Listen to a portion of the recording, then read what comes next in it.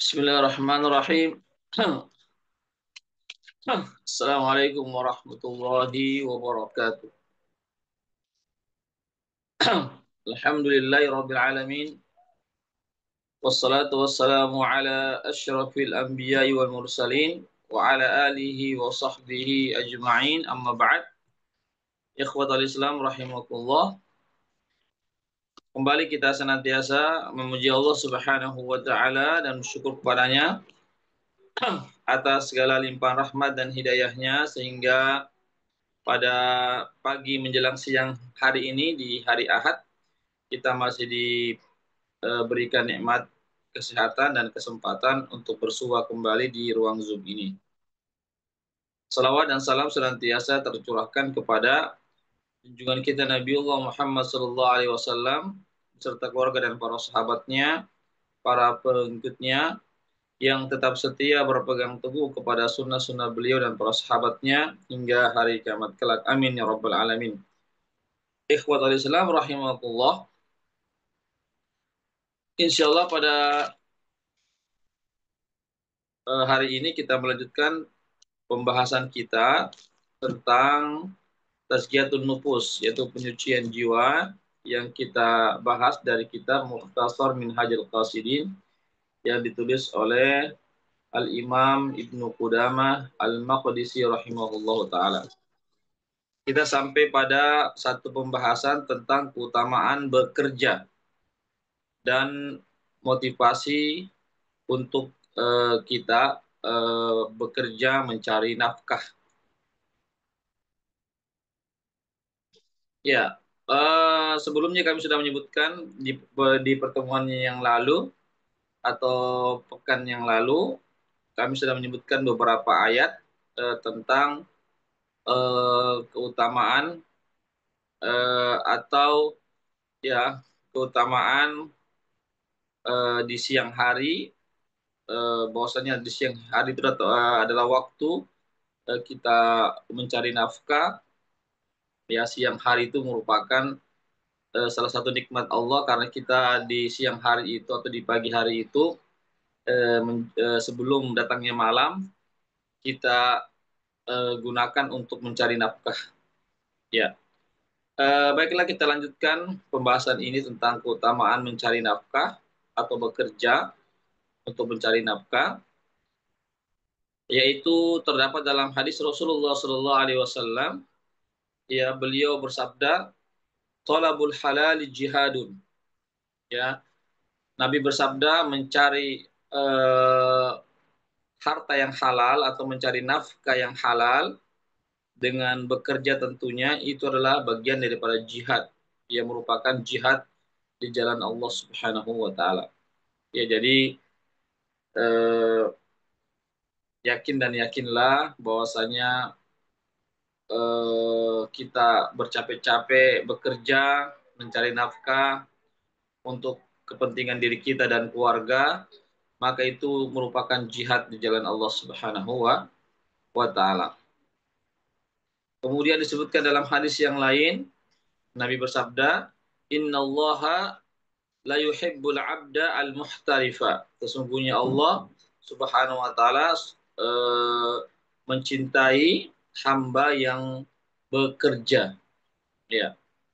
Jadi Allah Subhanahu wa taala sangat menyukai hamba yang bekerja, hamba yang berusaha untuk mencari nafkah. Ya. Kemudian disebutkan dalam hadis yang lain, ma'akala ahadun ta'amun ma'akala ahadun ta'aman qattu khairan min an ya'kula min amali yadihi. Ya, tidaklah seseorang yang mengkonsumsi makanan yang lebih baik daripada dia bekerja, ya, dia makan dari hasil pekerjaannya, dari hasil usahanya. Artinya, makanan yang kita konsumsi dengan hasil usaha dari hasil usaha kita, dari hasil kerja kita, ya itu adalah makanan yang terbaik. Ya, itu adalah hasil yang terbaik. Karena apa? Karena kita makan itu dengan hasil dari usaha yang kita usahakan, dari pekerjaan yang kita bekerja. Ya, dibandingkan dengan kita cuma sekedar mendapatkan hadiah-hadiah, mendapatkan apa namanya, eh, ya pemberian-pemberian orang misalnya. Tapi kalau kita bekerja sendiri, mencari nafkah sendiri, mencari uang sendiri itu, lalu kita hasilnya kita gunakan untuk membeli makanan, lalu kita konsumsi makanan tersebut, itu jauh lebih baik. Ya. Wa inna Nabi Allah Daud kana ya'kulu min amali yadihi. Dan sesungguhnya Nabi Allah yang bernama Nabi Daud, ya, itu dia makan dari hasil pekerjaan tangannya, dari hasil usaha tangannya, ya. Karena Nabi Daud ini disebutkan dalam hadis yang lain, bahwasanya Nabi Daud ini pekerjaannya adalah pembuat besi, dia pembuat baju besi, ya. Dia seorang pembuat baju besi, ya, dari hasil keterampilannya membuat baju besi itulah sehingga dia mendapatkan upah, mendapatkan apa namanya, mendapatkan uang dari hasil dia membuat baju besi, ya, atau tukang besi, ya. Boleh dia dikatakan sebagai tukang besi, ya, atau pembuat baju besi khususnya. Ya. Jadi sekali lagi, ya, silakan kita berusaha, ya, selama itu yang halal, maka itu jauh lebih baik daripada kita mengharapkan pemberian dari orang atau sekedar menunggu hadiah-hadiah dari orang. Ya, lebih baik kita bekerja tentu dengan pekerjaan yang halal. Ya, maka itu jauh lebih baik. Disebutkan Ibnu Abbas mengatakan, salah seorang sahabat Rasulullah SAW, beliau berkata, semoga Allah meridhai beliau, kana Adamu alaihissalam harrosan, bahwasanya Nabi Adam alaihissalam itu, ya, adalah seorang harros. Harros itu seorang pekebun, ya, yang bekerja di kebun atau yang bekerja di ladang. Ya, Nabi Adam alaihissalam, ya, dia seorang nabi tapi tidak berpangku tangan saja, ya, tetapi dia bekerja, ya, mencari nafkah melalui ladang, ya, atau sawahnya atau kebunnya. Wa Nuh Najjar, dan Nabi Nuh adalah seorang Najjar. Ya, Nabi Nuh itu, ya, beliau adalah seorang Najjar. Ya, Najjar ini adalah seorang tukang kayu. Ya, jadi Nabi Nuh itu pernah dia berprofesi sebagai tukang kayu. Ya, padahal dia adalah seorang nabi. Wa kana Idris khayyatan. Begitu juga Nabi Idris alaihissalam pernah menjadi khayyat. Khayyat itu tukang jahit. Wa Ibrahim wa Lut zari'aini. Nabi Ibrahim dan Nabi Lut pernah menjadi seorang yang apa namanya, zari'in. Zari' itu adalah orang yang bercocok tanam, ya, atau sebagai pekebun. Soleh, begitu juga Nabi Soleh pernah menjadi seorang pedagang. Wa Daud zarrodan. Nabi Daud pernah menjadi seorang tukang pandai besi. Ya, Nabi Daud pernah menjadi seorang tukang pandai besi atau pembuat besi. Wa Musa wa Syuaib wa Muhammad salawatullah taala alaihim ru'at. Ya, sedangkan Nabi Musa, Nabi Syuaib dan Nabi Muhammad SAW pernah menjadi pengembala. Ya, ya, khususnya Nabi kita Muhammad SAW, ya, diriwayatkan dalam apa namanya, sebelum beliau diangkat sebagai nabi, Nabi kita Muhammad SAW pernah menjadi pengembala kambing, ya. Ya. Jadi itu, lihat dulu para nabi, ya, mereka khususnya mereka sebelum mereka diangkat sebagai nabi, mereka adalah para pekerja-pekerja keras, ya. Mereka bekerja dengan tangan-tangan mereka. Ya. Disebutkan dalam sebuah asar, diriwayatkan bahwasanya Luqmanul Hakim, ya, Luqmanul Hakim, ya, yang Allah abadikan namanya dalam Al-Qur'an surat Luqman, ya. pernah berkata kepada anaknya, "Wah ya bunai, ista'in kasbil halal." Ya, wahai anakku, ya, mohonlah pertolongan kepada Allah melalui ya pekerjaan yang halal. Artinya eh, jadikan pekerjaan yang halal atau usaha yang halal itu, pekerjaan yang halal itu sebagai sarana kita untuk kita beribadah kepada Allah Subhanahu wa taala. Ya, kita artinya di samping kita berdoa kepada Allah, ya kita juga harus ada namanya usaha. Ya, usaha dengan cara bekerja yaitu dengan pekerjaan yang halal. Ya, jadi doa dan usaha namanya ya. Doa dan usaha ini harus terus kita lakukan. Ya, doa kepada Allah agar kita dimudahkan dalam segala urusan. Yang kedua, kita harus ada usaha yang kita lakukan tentu dengan usaha yang halal. Ya, jika bertemu antara keduanya ini doa dan usaha, maka insya Allah Allah akan mudahkan hidup kita. Ya. Kemudian tidaklah seseorang itu mengemis ya, artinya hanya mengharap bantuan-bantuan dari orang, maka dia akan mendapatkan tiga akibatnya. Ya, kalau orang hanya berharap bantuan-bantuan dari orang lain, maka dia akan mendapatkan, artinya bantuan orang lain, dia tidak ada usaha untuk bekerja. Padahal dia mampu untuk bekerja, dia punya punya kemampuan, punya kesehatan untuk bekerja, fisiknya kuat, tapi dia tidak mau bekerja, hanya sekedar mengharapkan eh, dari orang lain, ya bantuan-bantuan dari orang lain, maka dia akan mendapatkan tiga ya keadaan, ya yaitu apa? Riqqa fi dinihi, ya maka agamanya itu adalah tipis, agamanya tipis. Kemudian akalnya lemah. Enggak, maksudnya di sini adalah tidaklah seseorang itu sekedar mengharap bantuan dari orang lain dan tanpa ada usaha untuk bekerja mencari nafkah, melainkan itu disebabkan karena agamanya tipis. Seandainya agamanya itu kuat, maka dia tidak mengharapkan bantuan dari orang. Dia akan terus bekerja, bekerja, dan bekerja. Yang kedua, disebabkan karena akalnya itu yang rendah, yang lemah. Seandainya dia mau berpikir, mau menggunakan akalnya sebaik-baiknya, maka dia akan berupaya untuk bekerja mencari nafkah, tidak mengharapkan bantuan dari orang lain. Yang ketiga, disebabkan karena hilangnya kewibawaannya. Ya, seandainya dia punya wibawa, punya kehormatan, maka dia tidak akan mengharap bantuan dari orang lain. Ya, dia berupaya untuk berusaha, bekerja, mencari nafkah.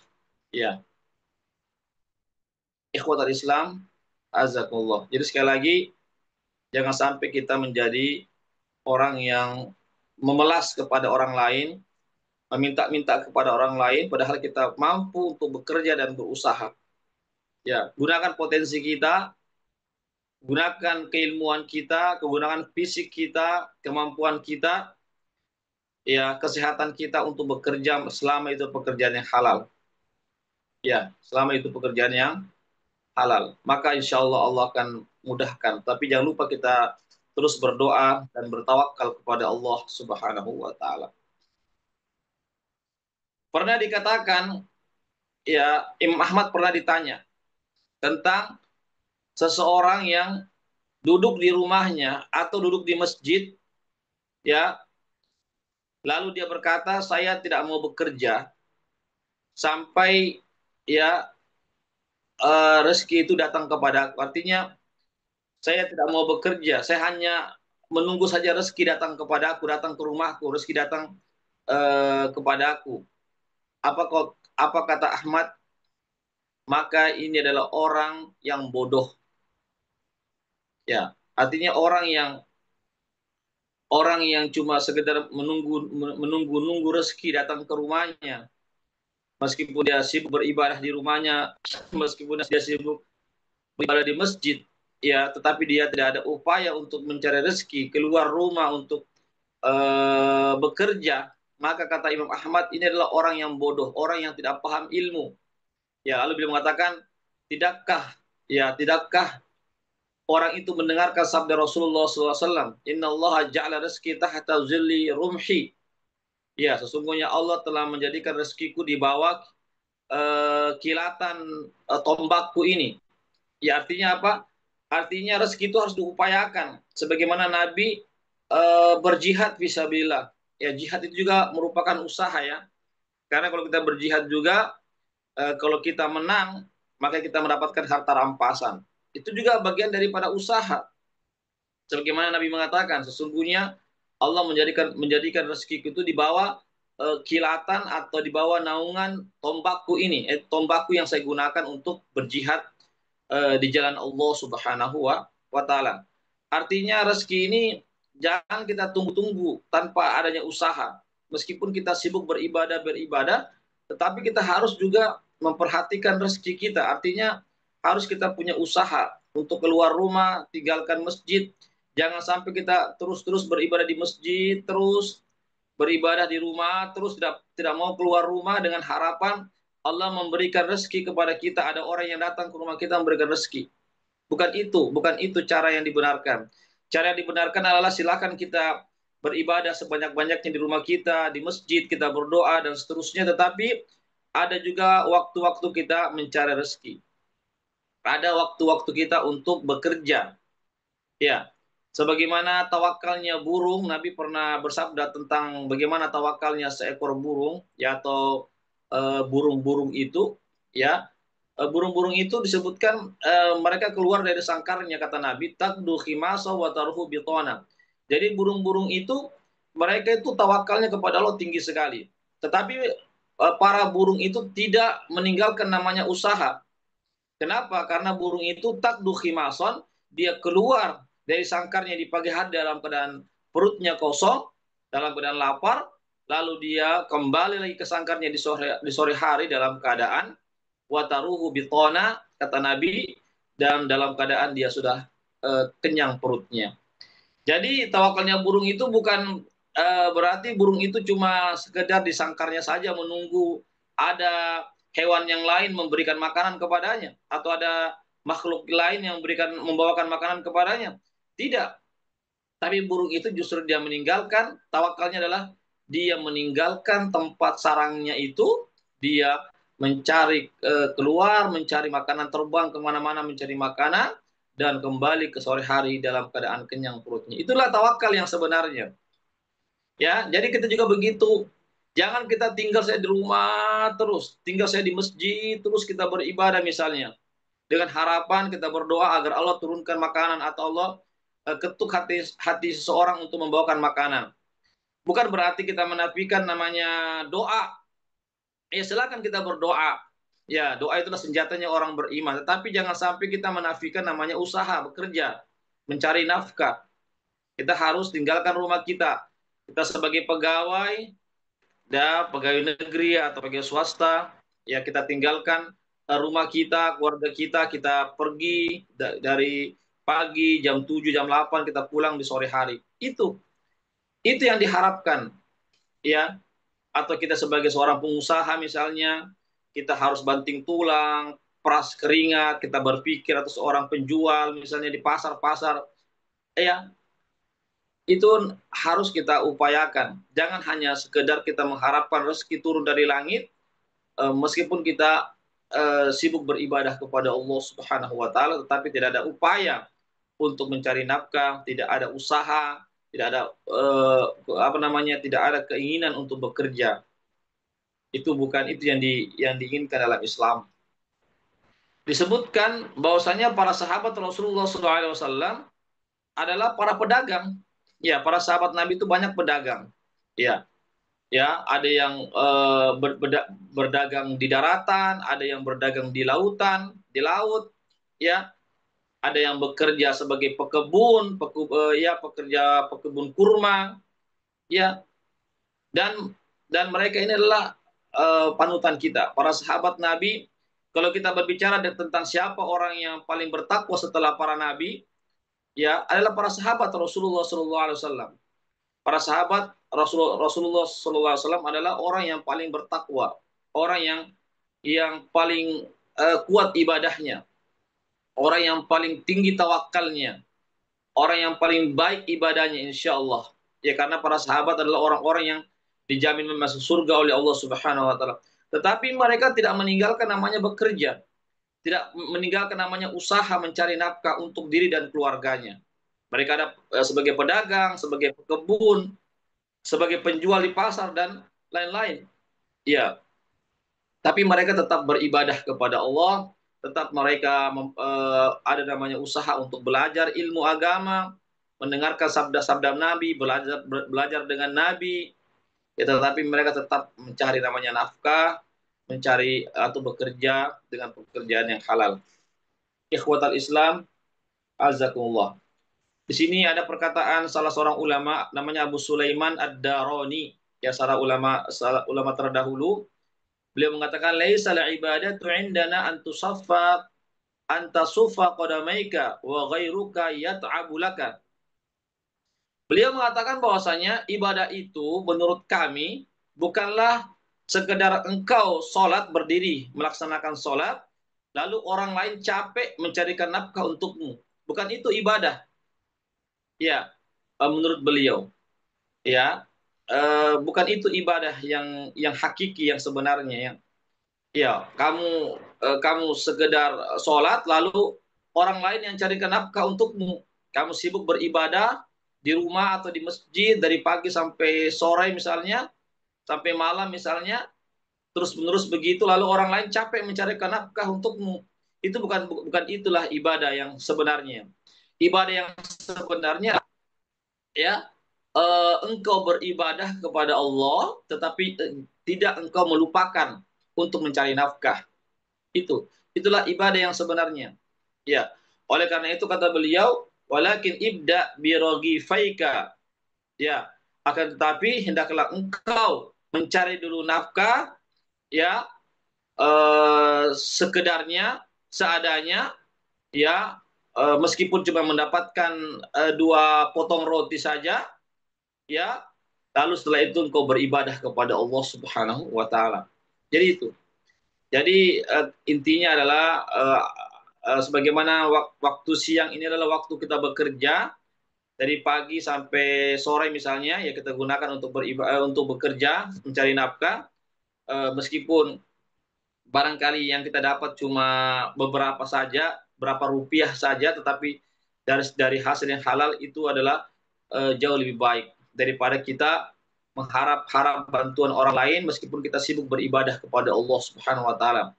Kemudian Allah menjadikan malamnya itu adalah untuk kita beribadah. Jadi begitu. Ya jadi kita bagi dua. Pagi sampai sore kita mencari nafkah, bekerja, yang di malam hari yaitu setelah maghrib, setelah isya ya sampai menjelang subuh ya kita gunakan beribadah kepada Allah Subhanahu wa taala. Ini yang ibadah yang sebenarnya. Ikhwatal Islam, a'azakumullah. Ya itu ya terkait tentang bagaimana perkataan para salaf ya bahwasanya ibadah yang sebenarnya itu bukan ibadah yang kita sibuk beribadah namun kita tidak mau bekerja sehingga kita menjadi beban bagi orang lain untuk mencukupi kita punya nafkah. Jangan sampai kita orang lain yang capek-capek bekerja untuk kita ya sedangkan kita hanya sekedar sibuk beribadah kepada Allah Subhanahu wa taala. Jadi silahkan kita beribadah tapi jangan sampai lupa kita bekerja mencari nafkah kita. Ya barangkali ini yang bisa kami sampaikan ya terkait tentang keutamaan kita bekerja, ya motivasi kita untuk bekerja, ya dan jangan sampai kita sibuk ibadah sedangkan orang lain sibuk mencarikan nafkah untuk kita. Silakan kita bekerja, silakan kita beribadah, tapi bagaimana ibadah jalan, kerja juga jalan, kerja jalan, ibadah juga jalan. Demikianlah apa yang bisa kami sampaikan. Silakan kalau ada yang mau bertanya dipersilahkan seputar tema kita pada hari ini. Bisa langsung atau lewat room chat.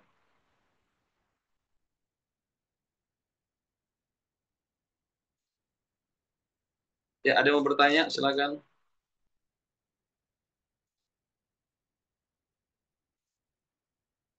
Baik, kalau tidak ada yang mau bertanya, mudah-mudahan bisa dipahami apa yang kami sampaikan. Mudah-mudahan kita diberikan kekuatan oleh Allah, kemudahan untuk mencari nafkah, baik untuk diri kita atau untuk keluarga kita. Insya Allah, kalau kita ikhlas, sabar dalam mencari nafkah, tentu mencari nafkah yang halal tentunya, biar sedikit yang penting halal. Insya Allah Allah akan mudahkan kita dalam mencari nafkah. Dan tentunya kita mencari nafkah ini adalah agar kita lebih bisa lagi lebih kuat beribadah kepada Allah. Jadi nafkah ini kita jadikan sebagai atau harta yang kita cari, uang yang kita cari itu kita jadikan sebagai sarana, wasilah, sebab agar kita semakin dekat kepada Allah, agar kita bisa menjalankan perintah-perintah Allah Subhanahu wa taala, agar kita bisa meninggalkan larang-larang Allah Subhanahu wa taala dengan wasilah daripada harta yang kita dapatkan itu. Dan jangan lupa kita berdoa, juga beribadah kepada Allah.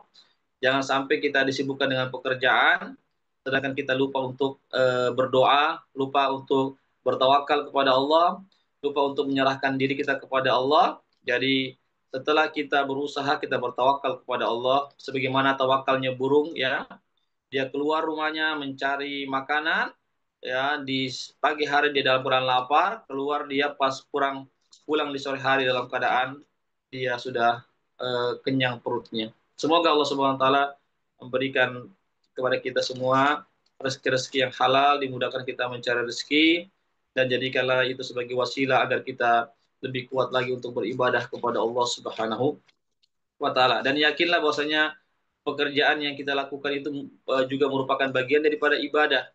Cuma jika kita ikhlas bahwasanya saya mencari nafkah ini ya Allah untuk bagaimana saya bisa kuat beribadah kepadamu, agar saya bisa menghidupi keluargaku dan seterusnya, maka insya Allah setiap langkah-langkah yang kita langkahkan, ya, maka setiap eh, semuanya akan dinilai ibadah di sisi Allah Subhanahu wa taala. Dan kami juga ucapkan jazakumullah khairan katsira pada para peserta yang sudah hadir pada kali ini di kajian kami ini. Mudah-mudahan kita bisa istiqomah untuk mengikuti kajian-kajian yang kami adakan ini. Dan kami juga ucapkan jazakumullah khairan katsira kepada para donatur yang sudah berpartisipasi terlaksananya kegiatan kali ini. Semoga Allah Subhanahu wa taala memberikan pada kita pahala yang begitu besar. Amin ya rabbal alamin. Insyaallah sebentar malam ada lagi kajian kami, yaitu kajian tafsir Al-Quran jam 9 malam sampai jam 10 insyaallah. Bagi para peserta yang punya waktu, silakan bergabung kembali di Zoom kami dalam program kajian tafsir. Demikianlah, yang benar datangnya dari Allah saja, yang khilaf yang salah dari kami dan dari kebodohan atau kekurangan ilmu kami dan godaan syaitan yang terkutuk.